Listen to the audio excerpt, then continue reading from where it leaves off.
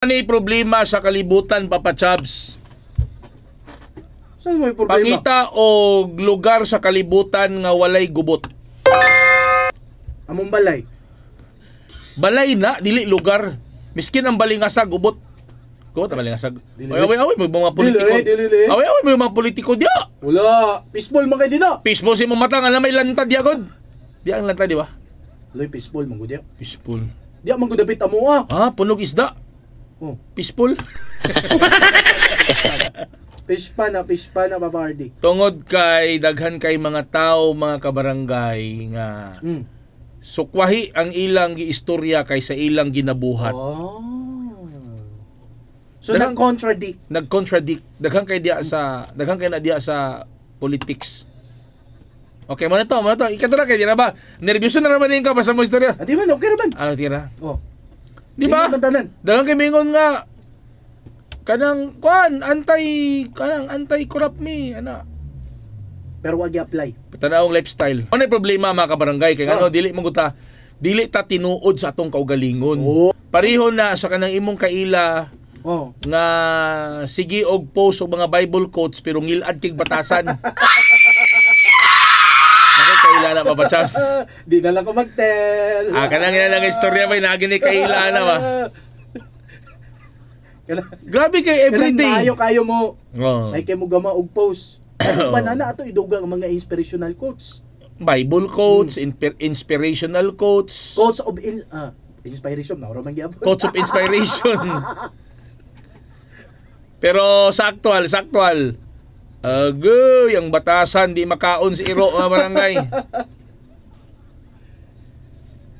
Na yung mga siguro gina-cover up ra nila ilang kaugalingon na ba? Gina-cover up nila ang ilang tinuod nga image. Pareho rin na sa sigig simba pero sigig pamalikas. Biblically, manggod Papa Chabs, your faith must reflect to your attitude. You have a Christian faith, you must have a Christian attitude. So unsa man ang you live with that faith. Yes, of course. Unsa may reflection sa Christian attitude, humility. Di ba? Conscience, love, kindness, di ba? Being true to yourself. Okay, cleanliness. Inward, isa inward ha. Na kanang lugar ng sigig pamalikas sa cleanliness na. Di ba? Pero expression na nila. Pero Brad, sige nagsimba Brad ha. Ikaw ka barangay, nakikailaan na ka barangay. Gabi kayo muhatag og mga motivation. Pero di magpautang. I mean, di magpautang. That's another term of dili magpagansi. Di magpagansi yun. Pero mo ka ba, Papa Chabs, nga ang batasan makontrol? Oo. Makontrol, di ba? Makontrol, di mo. Ang kinahanglan naman na awareness. Tapos i-train yun din mo imong self. Yeah, that's the right term, pare. That's the right term, gid bay. Like when you are not in the situation. Oo, you have to train yourself. At manggod ang duha manggod ka situation, mugawas ang imong tinuod nga pagkatao. Failure and success. Good. If naiuban nga pag ma-fail sila, mugawas ang ilang tinuod nga batasan. Pag mo successful sila, mugawas pud ang tinuod nila nga batasan. So, mo na ginaingon nimo nga you have to train yourself. Ayun. You have to be aware. You have to be conscious of yourself. Although dili man na perfect, di ba? Usay mugawas magid ang tinuod nga pagka ikaw, pero at least naman lang ma-minimize nimo. And isa pud ni. Oo. You listen also to the advice of others. That's the right term din, pare. Naamang gid kay batasan or naa kay binuhatan nga abi bitaw nimo okay ra. Di ay. Dili di ay.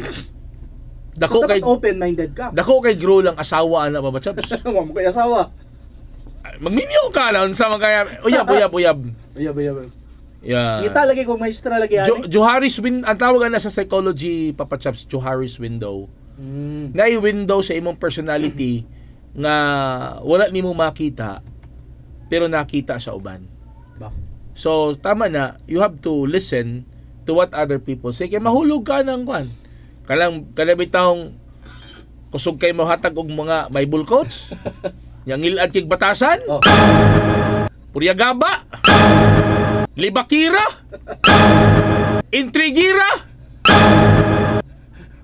Manghilabot kinabuhi sa uban.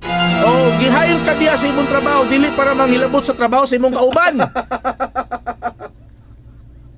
Ay mo palabi. Wala man i-appeal sa job description. Nga manghilabot ka sa trabaho sa imong kauban. Wala na i-appeal. Di, wala ilabot sa job description. Wala na. Pero part sa promotion. Ito, dagi na, grabe ka. Oh. Diba? Pero makapost, wagas. No, makapost mura. Pero na may uban mag-post, i-hide Manila ang ilang ginapadungog-dungog. Alay, punto. Dili man ta sa issue nga kanang mahilig mag-post og mga Bible quotes, mga inspirational quotes, pero ngilad kay batasan nahulog unsa may tawag ana Papa Chabs imo tong na mention ka ganina. Kuan. Plastic. Nah. Bantay kas DENR na ba? Kaya na-termina na eh. Kanang bitawng baragbuutan kay social media pero sa actual ay di makaog iro ang batasan. Pakitang tao hypocrisy. Hypocrites. Mura kag katong kuan. Mga Pariseo sa una. Hipokrito ka. Hipokrito ka. Investigate ka, graft and corruption. Labaw ka pa. Now, what is hypocrisy, pare? The practice of claiming to have moral standards or belief to which one's own behavior does not conform. Nasa standard sa iyang kinabuhi. Pero wala niya na-apply na wala niya na-apply siyang kinabuhi, mga kabarangay. Basig gina-apply pa, basig ongoing. Basin, process. Sa birth certificate. Behavior, what is hypocrisy? Behavior that is different from what they say they believe. May istorya ba? Pero actual. Di mabuhat. A hypocrite is a person who practices hypocrisy. What they say is not what they do. Pareho na sa gatudlo ka o responsible parenthood. Tapos kada seminar sa laing lugar na kay chicks. Kani simple logic. Simple logic. Nag-require ka nga magsuot og ID. Unya ikaw mismo nga nag-impose ana, wa ka nag-ID. Tama. Diba? Sige mga kabarangay, sa atong pangutana on air and online be. Ito. Mahilig mag-share o mag-post sa Bible quote sa social media, pero ngilad og batasan sa real life. Dapat ba ni sila i-bash? Dapat ba ni sila i-bash mga kabarangay? Mahilig mag-share og mga Bible quotes sa social media pero ngilad kig batasan. Dapat ba ni silang i-bash? So tawag or text lang mga barangay. 0915-871-8812, 0967-496-9145 og sa among Facebook page Barangay FM 100.7.